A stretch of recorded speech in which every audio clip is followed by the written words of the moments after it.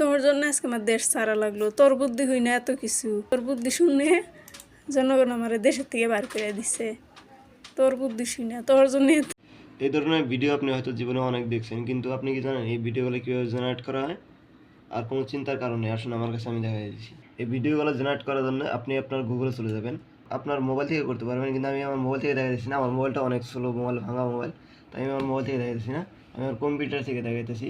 আর computer আসার পর আমি এখানে সার্চ করলাম ভিডিও এআই, তারপর এখানে যে ফার্স্ট লিঙ্কটা video.com, তারপর এখানে আমি আমার জিমেল দিয়ে সাইন ইন করে নিলাম। আমারটা আগে থেকে সাইন ইন করা আছে, তাই আমার সাইন ইন দেখায় নাই।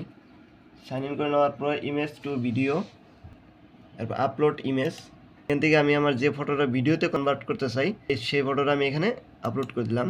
আপলোড করার পরে এখানে আমি লিখলাম স্মাইল, তো দুজনে কিন্তু হাসি মারবো। এইখানে ক্রিয়েটে ক্লিক করলাম। এই ওয়েবসাইটটা কিন্তু আপনারা খারাপ কাজে অবশ্যই ব্যবহার করবেন না।